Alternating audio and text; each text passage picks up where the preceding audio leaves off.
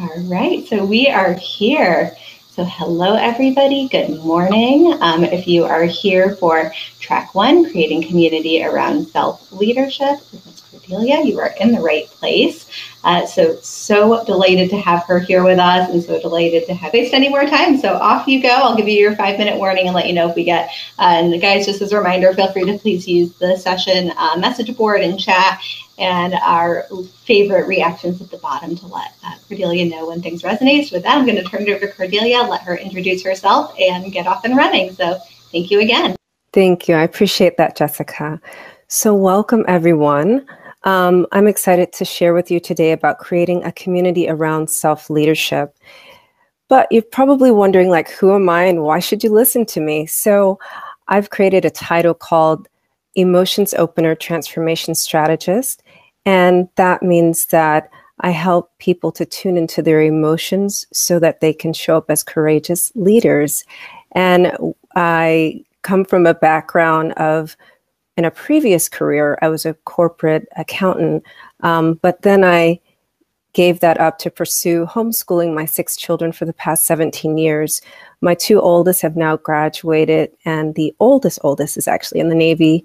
I am an author of 7 books, and my most recent book is called Detached Love.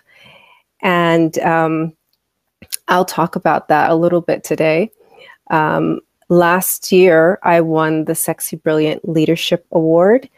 And in 2019, I won the Powerhouse Global Award for my podcast, which is currently named Free to Be. And I am the creator of Replenish Me. So Replenish Me is actually what we're going to be talking about today, which is the methodology for self-leadership.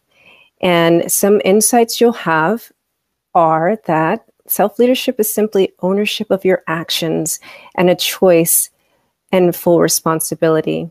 And you'll be learning today, like, how to be more self-aware of where you are on that journey to self-leadership. And you'll get some tools on how to be more self-compassionate and how that will help you to be compassionate towards others by having the courage to lean into your emotions and process them, and being open to receive from others. And receiving is an act of self-leadership as much as it is an act of giving. So a little bit on that point, one thing that I've noticed in my work with leaders is most often we are fine with the giving part, and we're fine with giving compassion to others, but we struggle on the receiving end of that. And that barrier is really what stops our communication. And it leads to signs of inner chaos. And so what that looks like is, are you a person that never smiles or rarely smiles, or you think ahead, but you've justified that it's planning? Or maybe you just suffer from overall confusion, which also has a label called brain fog. Well, today we're going to talk about ways to decrease all of that so that you'll be more in the habit of allowing and releasing, being, and ways to restructure your habits to do that, and accept things at face value, and be able to refresh your worldview to do that so that you'll rebirth. And basically the R part of what I've just said are the steps of Replenish Me. So let's talk about what it looks like to allow. You see this picture of this woman? That's what you need to do. So that's what this slide is about. No, but seriously, really turn your day upside down, right? And see yourself for who and how you are. And what that means is, like, sometimes you'll wake up and you'll just be like, meh, right? And don't linger in the meh, because the cool thing about our emotions is they're really just chemical reactions in the body that last 90 seconds. It's our thoughts that prolong whatever feeling that is in the body. So once you recognize and you allow your meh, then allow your joy, right? And if it takes doing a cartwheel to get your joy, do a cartwheel. Now, let's just talk about the details of the allowing, because I know that's a ramp up for people. It was a ramp up for me as well.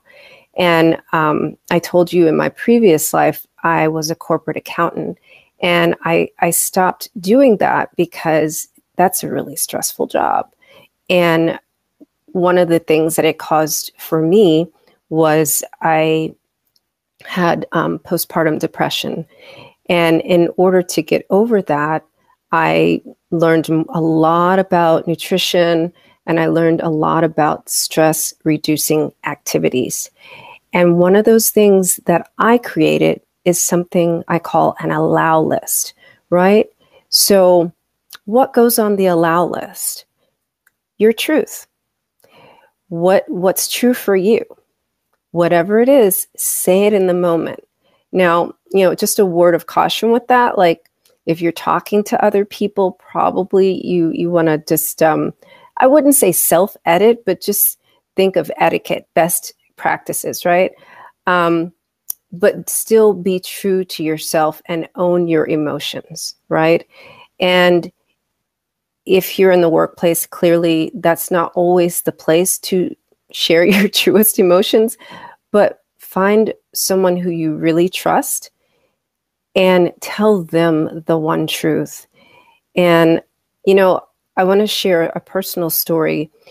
Recently, just at the end of 2020, I got in touch with, I reconnected with actually several of my friends, but one friend in particular, we've known each other for the past 20 years, raised our kids together pretty much, and been in each other's kitchens and all the great things, like delivered babies and all that. And I realized that, she told me something that was really shocking that she had been struggling with for ages. And I said, you know what? We're going to choose from today forward to always tell each other the one deepest truth.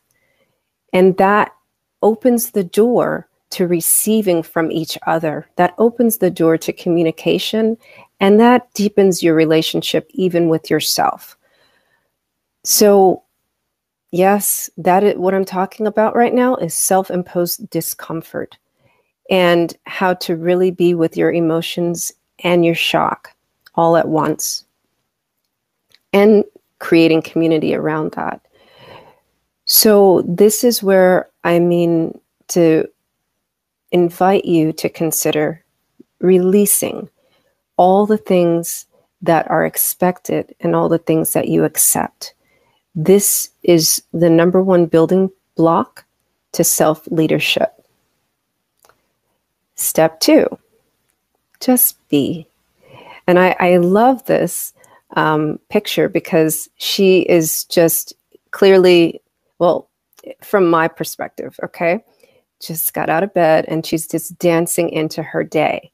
And so remember when I said, when you wake up, if you're feeling meh and you allow yourself to be with that, here's the step 2, be in your joy and create habits that support you in allowing.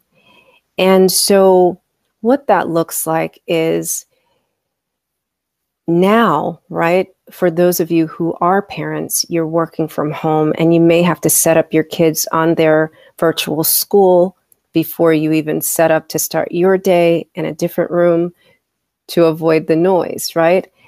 And it's getting old, okay? I mean, I have friends in the UK and Australia who are just over the lockdown business. But it is what it is. And you can make it a joyful experience. It's your choice. You can just be with it, right? Your kids may be over it too. But put a spring in your step and genuinely find something that allows you to be in your body, be in the moment and aware of your movement, whatever it takes, Some places, I live in the East Coast of the US and it's snowing here where I am. And for me, it's a brisk walk around the corner sometimes, just around the block. So you may do that. Sometimes I lay in the snow and make snow angels. And sometimes I just, sit and meditate in the snow. But whatever it is that allows you to be in your body and to move your body so that you can feel and change your muscle memory of the nothingness, the yuckiness, or whatever it is. And invite a friend to do the same thing. So if you have a neighbor that you've gotten to know over the past year, because we're home so much, then invite them to take a walk with you or meditate in the snow. Or you can have a phone calling chain where you call each other and you invite each other to, let's turn on song and dance together, whatever it is to get you going and energized. So here's some more habits. Again, I talk about the fun and then I talk about the practical. So be a communicative leader. Just like I said, again, words matter. The language that we choose matters. And choose to communicate, whatever it is that's going on with your team. The other part of being communicative is, I can't see the chat, but just for fun, put in the chat what you think the best part of communicating is. Is it the talking part or is it the listening part? So in order to be a communicative, you guys are so brilliant.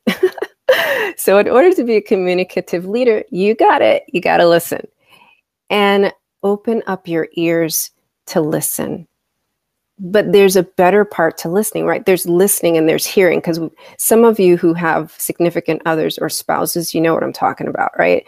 You talk, they're listening. But like the real listening happens when you turn your body towards a person and you slow down and you receive their words like a download. And you're emotionally available to them and your energy is more nurturing. Okay, that does not mean that you're coddling them and that you're saying, oh, it's going to be all right. It just means that your energy is, I'm present, I'm listening fully, and I care. And that's what matters. And that's what helps to create community. And empowering vocabulary, right? So the empowering vocabulary is so simple. A lot of times, we think of things as good or bad. What if it just is? What if you default to what's the best possible positive opposite of something that you don't like? And what's the best opportunity that I have in this moment? So choose your empowering vocabulary by starting asking yourself those questions.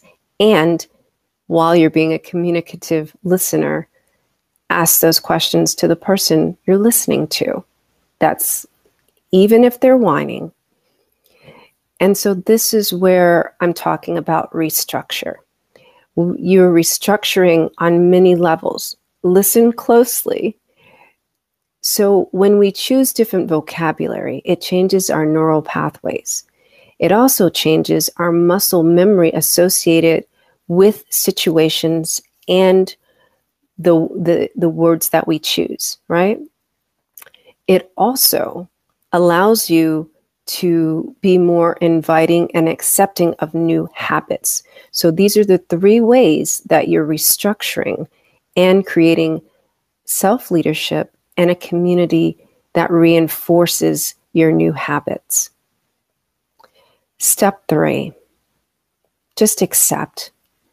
Now, we all don't live near a beach, but wouldn't it be nice to just sit and like this, hey, that kind of looks like a statue. I thought it was a real person, but anyway, I digress. So wouldn't it be nice to just sit on the beach and look out into the water, and see the sunrise?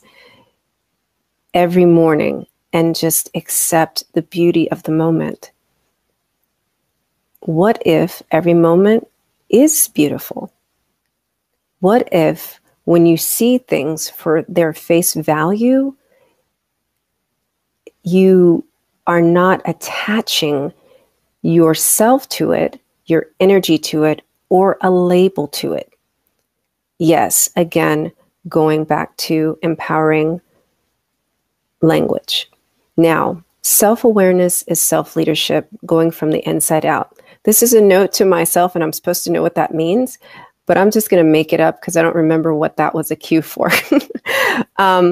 So when you see things for self-value, or for face value, right, that allows you a certain kind of awareness that will guide you from, where you are in your heart space, or, your gut feeling, to the way that you present to other people and the way you move in the world.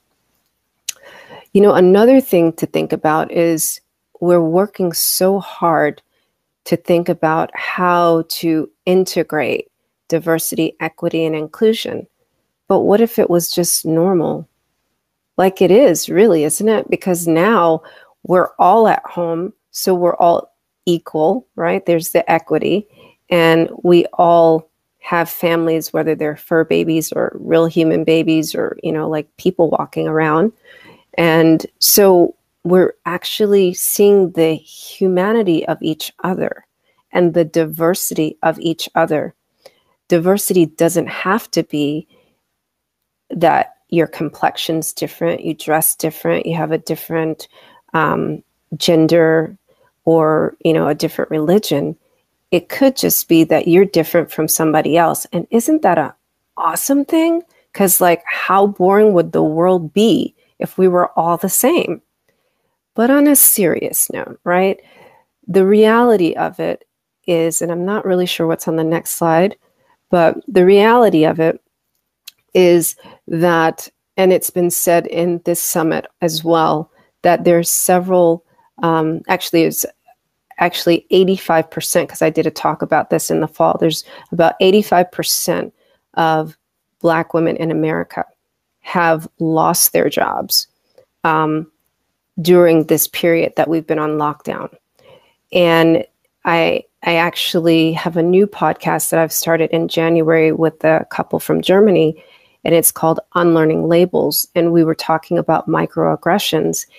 And so part of that losing job and gaining job issue is directly related to the fact that their names are different sometimes. Like, if you have a resume with the same skill set, and we've got Allison Smith and we've got Shaniqua Jackson, oh gosh, Shaniqua's name is way too hard. Let's look at Allison Smith, right? That does actually happen, and that's causing problems. But what if we look at the face value of the skill set? Wow, these two women are very qualified for this position. I'm really curious to see which one has more to offer our organization. That's just seeing things at face value. That's not judging or labeling based on the person's name. It's only looking at the content of their skill set. And that's what should be normal. Okay, so Cordelia, this is your official 5-minute warning. So feel free to wrap up some thoughts. And just a reminder, if you have questions, please put them in the chat. We will get to as many as we can, time permitting. Okay. Yay, because I'm almost done. So just tune into your own transformation as being a courageous leader, and look at your catalyst. I love this photograph. Ananin says, and the day came when the risk to remain tight in a bud was more painful than the risk it took to blossom. So choose to respond differently and release what's accepted and expected. Refresh is what I'm suggesting. And so these are basically some of the questions that you want to ask yourself as you go through this process. Your struggle is, is it serving you to do the things that you're doing now? Release all that by creating an allow list, create habits, to support your allow list and restructure the way you are, the way you think, the way you speak, and refresh. You'll create more energy and better communication, and you'll rebirth into a courageous leader. So these are choosing to take one small leap, allow, be, accept, and be courageous. Will you take the leap? So I invite you, like I said, to connect with me. There's some easy ways to do that.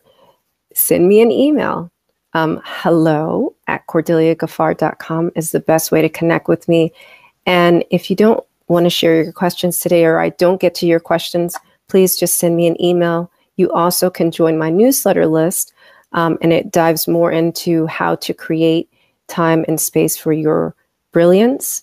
If you go to that bit.ly link, the RM stands for Replenish Me Sanctuary. And remember, you can choose to make your thoughts bars to your prison or seeds to your growth. Wow. So much good food for thought this morning or afternoon, depending where people are. I just want to spend my whole day with you. I just have good vibes and feel so great after spending time with you this morning. So thank you for that. So just a reminder, if anybody has questions, feel free to go ahead and use the chat. We had someone said step 3, so true. My first name is not a common name, so sometimes it does not get pronounced. And I just think that's such a simple, asking someone, like if you don't know if somebody has a unique name, we had a new chief program officer start at my company about a month ago, and his last name is, no joke, 10 syllables. So I was like, all right, you're going to have to help me because I'm going to butcher this. He's like, it is butchered all the time. He's like, the fact that you're willing to try, I respect you for that. I was like, okay. Yeah. I was like, no guarantees I'm going to get it correct because 10 syllables is a lot, but I want to try. Yeah, and that's what matters, really making the effort to try and, and ask, right? Ask somebody. So he told me, he's like, I appreciate now that even if you butcher it, that I know that you care and you want to try. He's yes. like, I respect that so much. Yes, definitely. Yeah, authentic listening and active listening. Those are the two terms that people use. Mm-hmm. Totally. Asking is this first step forward to connecting. Yeah. So, sometimes, when you have so many sessions back to back, I know I was just in Minola's session not too long ago, right? Yeah. It's like there's a lot to process. So I really encourage you, and I love the conversation when people just reach out to me. I'm also on LinkedIn. And I make it super easy for people to find me. Everything is Cordelia Gaffar.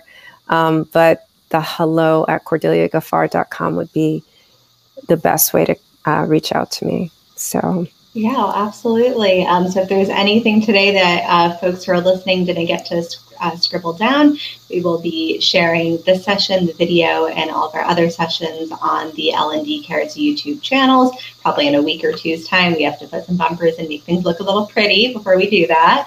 But thank you all for joining. Thank you for spending some time with us this morning. Cordelia, a million thank yous to you. We appreciate you, super mom, super woman. Just thank you so much for spending time with us this morning. My pleasure. My pleasure. Thank you, ladies. I know some folks are going to run to the next session. So we will hopefully see you guys in some of those later today. All right. Bye for now. Thank you. You're welcome.